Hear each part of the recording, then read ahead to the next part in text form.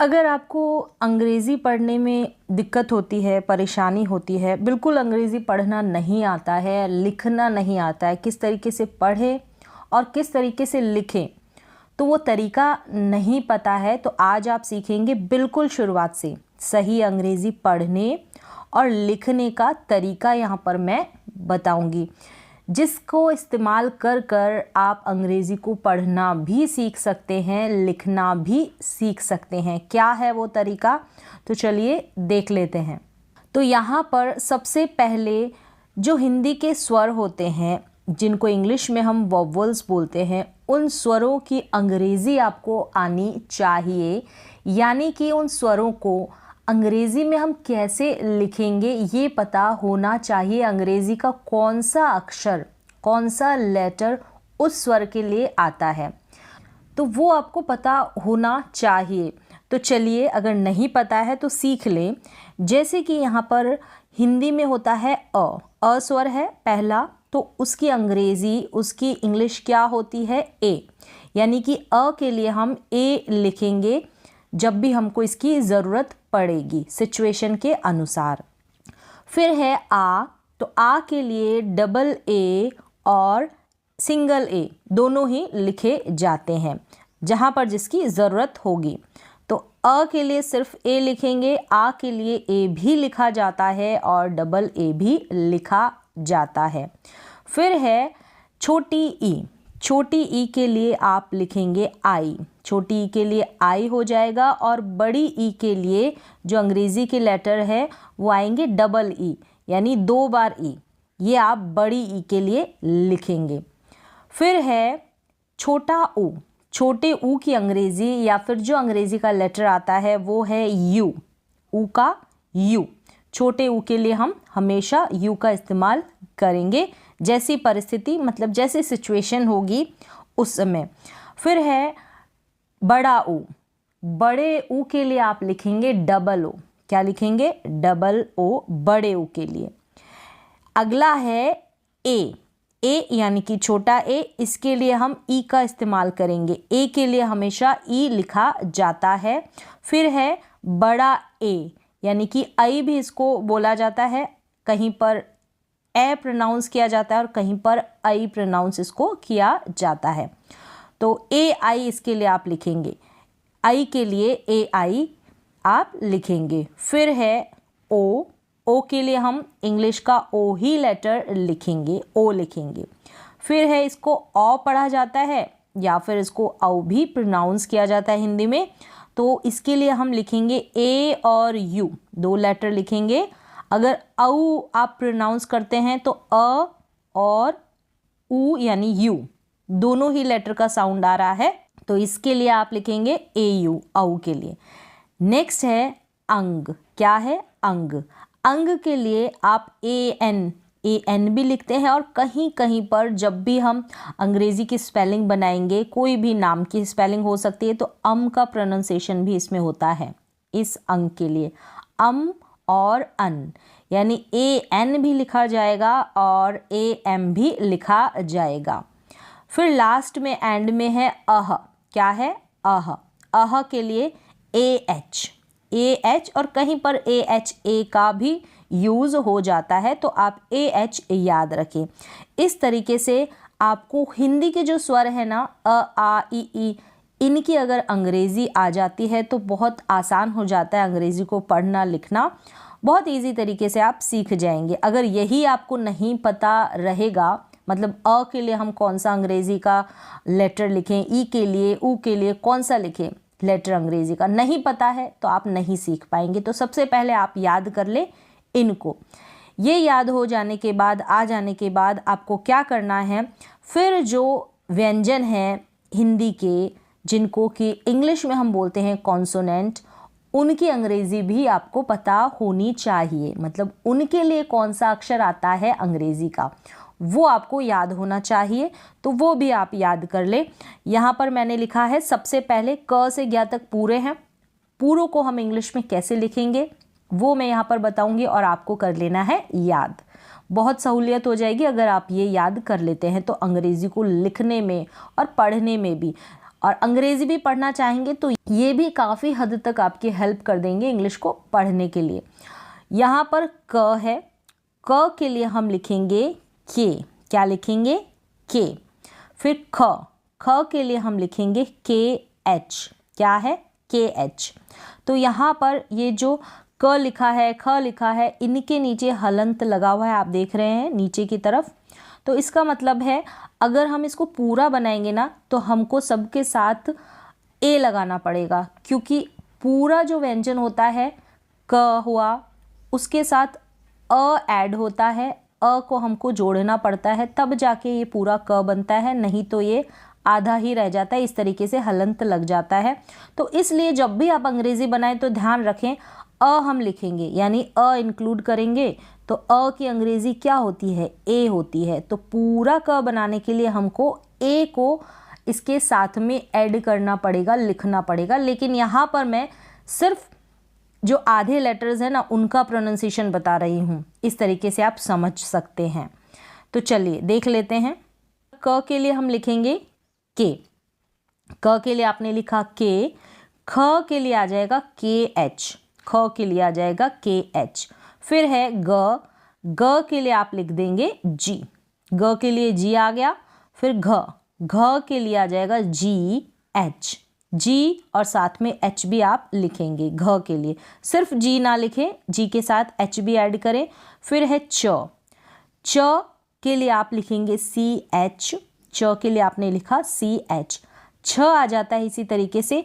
तो यहाँ पर आपको एक और एच ऐड कर देना है, सी एच एच, सी के बाद में डबल एच ऐड कर देना है। तो च और छ को आप याद कर ले, कन्फ्यूज़न रहता है इसमें।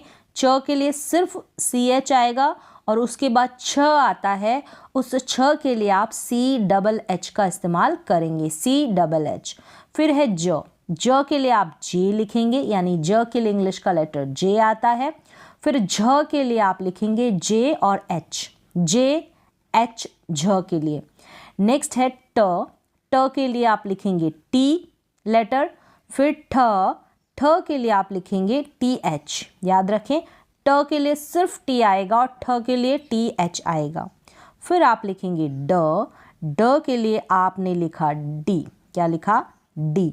फिर ढ, ढ के लिए आप डी और साथ में एच ऐड करेंगे, ढ के लिए डी एच। क्लियर है।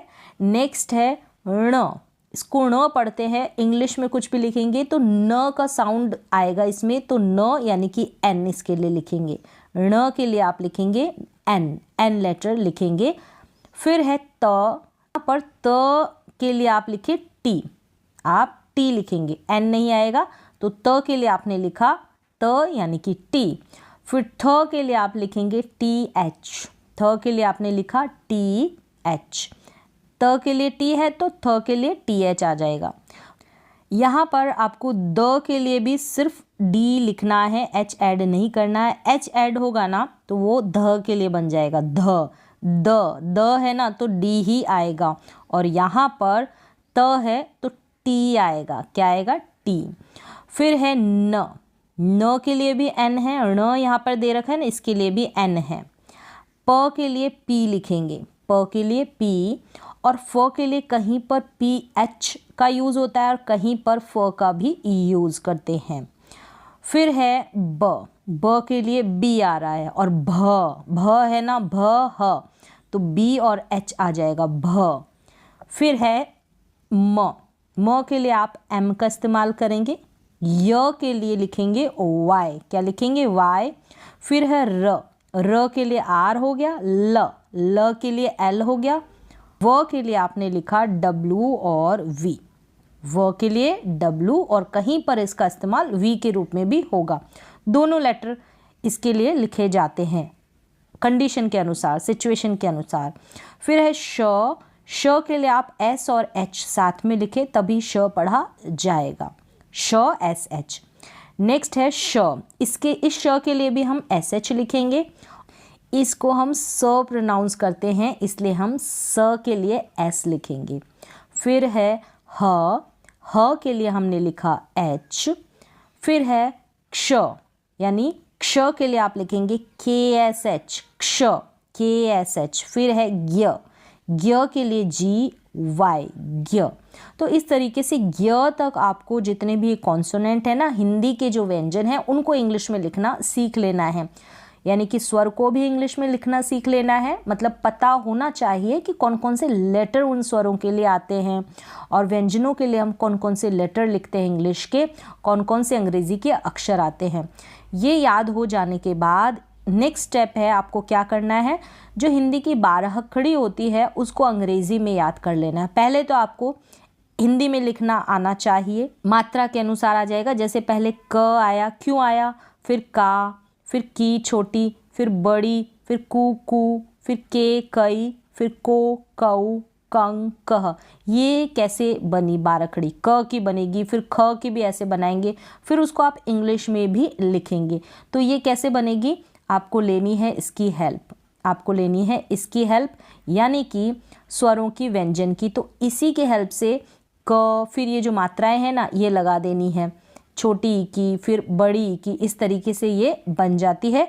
तो मात्रा के अनुसार इसको आपको हिंदी में लिख लेना है और फिर आपको इस तरीके से इसकी अंग्रेज़ी बनानी है। जैसे कि क के लिए मैंने बोला के आएगा, और फिर मैंने बताया कि हर एक जो व्यंजन होता है उसके साथ अ हिंदी में इंक्लूड रहता है, यानी कि छुपा हुआ रहता है। अ के साथ ही वो जो व्यंजन होता है पूरा बनता है। तो क के लिए हमने लिखा के और ए ऐड है, मतलब अ इसमें मिला हुआ है तो के ए बन गया। फिर का के लिए कहीं पर मैंने बताया, क के लिए तो के लिख दिया और आ की मात्रा लग रही है तो कहीं पर तो हम लिखेंगे ए और कहीं पर डबल ए, तो ये बन जाएगा के ए का के लिए या फिर के डबल ए का के लिए। फिर है क, पहले क के लिए हमने के लिख दिया और फिर यहाँ पर छोटी ई की मात्रा यानी छोटी ई है तो छोटी ई के लिए आई लिखा जाएगा। कैसे पता चलेगा, इसके लिए आपको जो स्वर है उनकी अंग्रेज़ी आ जाएगी तो उसके बाद पता चल जाएगा।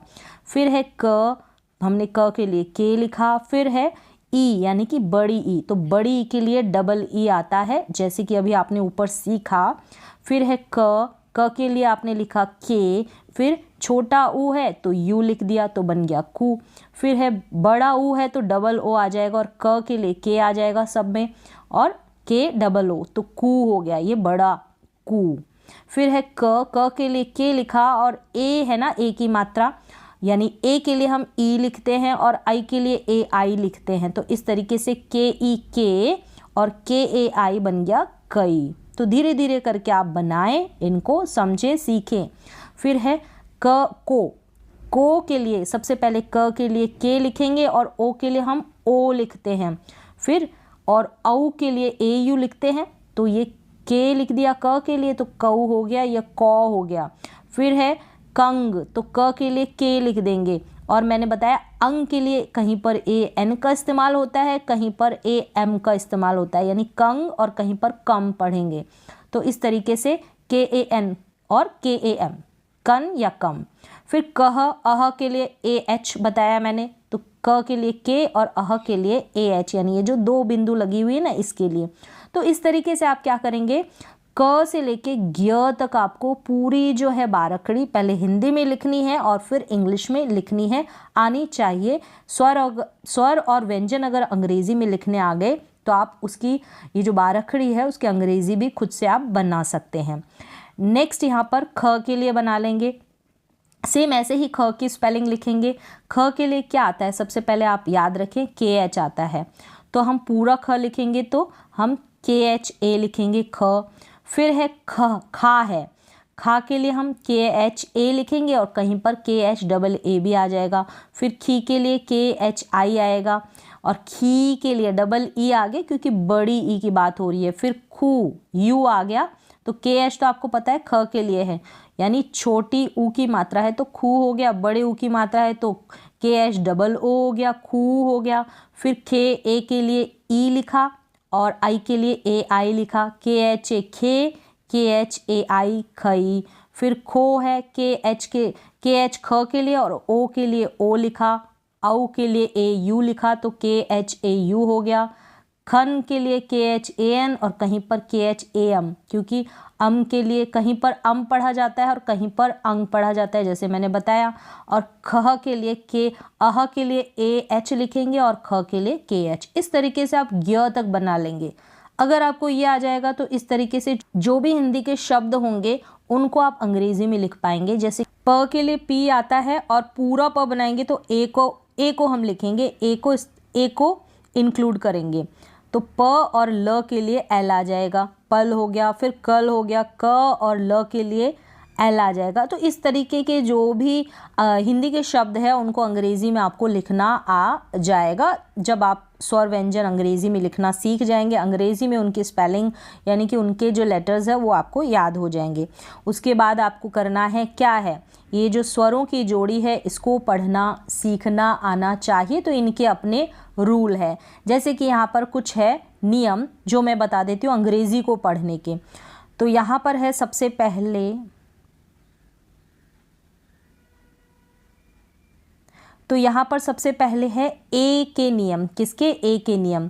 तो ए के नियम क्या है, जैसे कि ये है ए के बाद में, अगर ए के बाद में एक अक्षर छोड़कर कॉन्सोनेंट आएगा उसके बाद ई आएगा तब हम ए को ए पढ़ेंगे। जैसे कि इन सारी स्पेलिंग्स में ऐसे ही दे रखा है, ए के बाद में एक लेटर छोड़ा गया और फिर ई है इन सारी स्पेलिंग्स में, तो इनको पढ़ लें। र एट रेट हो गया मूल्य, फिर ल एट लेट हो गया यानी कि देरी होना, ब्ल बी एल को ब्ल पढ़ेंगे, ब्ल एड ब्लेड हो गया, फिर प एस्ट पेस्ट हो गया, फिर है स्पेस हो गया, ग्लेज हो गया, वेक हो गया। तो इस तरीके से आपको इनको पढ़ना सीखना है, यानी कि ये जो रूल है ये भी आपको पता होना चाहिए। ए के बाद में एक लेटर छोड़कर ई आता है तो हम पढ़ते हैं ए। क्या पढ़ते हैं? ए को ए पढ़ते हैं। इस तरीके से इन सारी स्पेलिंग्स की प्रैक्टिस कर लें। इसी तरीके से और रूल है, ए को अ कब पढ़ेंगे? ए को अ पढ़ेंगे जब शुरू में आ रहा है, अलोंग, अहेड और अलोन शुरू में आ रहा है तो इनकी भी प्रैक्टिस कर लें। अलोंग का मतलब है साथ साथ, अहेड का मतलब है आगे, अलोन का मतलब है अकेला। तो यहाँ पर जो ए है उसको अ पढ़ा जा रहा है, शुरू में आ रहा है। और आई है, आई में भी सेम ऐसा है, अगर बीच में क्या है, दो लेटर्स होंगे यानी कि कॉन्सोनेंट होंगे और बीच में आई होगी तब हम आई को क्या पढ़ेंगे? ई पढ़ेंगे। जैसे कि यहाँ पर है निट है, बीच में आई है, दोनों तरफ इसके कॉन्सोनेंट है, निट हो गया यानी कि बुनना। अब इसको निब पढ़ेंगे, निब यानी जो नोक होती है। लिस्ट हो गया, ये लिस्ट यानी कि सूची होती है। फिर है लिड, लिड का मतलब ढक्कन, तो यहाँ पर आई को आप ई पढ़ रहे हैं। फिर है टिक, टिक करना यानी कि निशान जो लगाते हैं टिक का, जो अभी मैं लगा रही हूँ। फिर है डिग हो गया, डिग को खोदना। तो यहाँ पर ये रूल के अकॉर्डिंग आपने ई पढ़ा है, इसको आई नहीं पढ़ा आई को, ठीक है। तो कहीं पर आई पढ़ा जाएगा, कहीं पर ई पढ़ा जाएगा, तो इनके अपने रूल्स हैं। तो इसी तरीके से यहाँ पर है, जैसे आई को हम आई कब पढ़ते हैं? आई के बाद में एक लेटर छोड़ के अगर ई होगा, कॉन्सोनेंट होगा, तब हम क्या करेंगे? इस आई को आई पढ़ेंगे। जैसे कि यहाँ पर अब इसको डीस नहीं पढ़ेंगे, डाइस पढ़ेंगे, ठीक है। डाइस मतलब पासा जो गोटियाँ होती है वो। फिर है लाइफ पढ़ेंगे, लिफ नहीं पढ़ेंगे, लाइफ पढ़ेंगे, लाइफ जीवन, इसको पाइप पढ़ेंगे। अब इसको पिप नहीं पढ़ेंगे, ठीक है। तो यहाँ पर आई के बाद में एक लेटर छोड़कर अगर ई आएगा तो हम आई को आई प्रोनाउंस करेंगे, ये रूल है, इसी के अनुसार हम पढ़ते हैं अंग्रेजी। फिर है ओ में क्या करना है आपको? ओ को हम ओ पढ़ेंगे, कब पढ़ेंगे? जैसे कि यहाँ पर है, अब यहाँ पर देख लें, ओ को हम ओ कब प्रोनाउंस करेंगे? ओ को हम ओ कब प्रोनाउंस करेंगे? जब ओ होगा और साइड में इसके दोनों तरफ क्या होगा? कॉन्सोनेंट लेटर होगा, तब हम ओ को ओ पढ़ेंगे। जैसे कि यहाँ पर है, बीच में ओ है इन सारी स्पेलिंग्स में और दोनों तरफ कॉन्सोनेंट है। इसको हमने पढ़ा, बॉन्ड पढ़ा यानी बंधन। फिर है हॉबी यानी शौक। फिर है रॉड, इसको छड़ी बोलेंगे, रॉड। अब इसको रोड नहीं रॉड बोलेंगे, ओ का साउंड आना चाहिए। फिर इसको मोक नहीं मॉक पढ़ेंगे, मॉक का मतलब चिढ़ना। तो इस तरीके से ओ के दोनों तरफ कॉन्सोनेंट लेटर होंगे तो वहाँ पर हम ओ को ओ प्रोनाउंस करेंगे, जैसे कि यहाँ पर दे रखा है। तो इस तरीके से रूल की हेल्प से आप पढ़ना शुरू कर देंगे अंग्रेज़ी को। और उससे पहले अगर आप स्वर और व्यंजन की अंग्रेज़ी लिखना सीख जाएंगे, हिंदी की जो बारहखड़ी होती है उसको अंग्रेज़ी में लिखना अगर आपको आ जाएगा, तब आपके लिए बहुत ईजी हो जाएगा अंग्रेज़ी को पढ़ना और लिखना। तो आज की क्लास में बस इतना ही। मिलते हैं एक और नई एजुकेशनल क्लास के साथ। तब तक के लिए थैंक यू सो मच।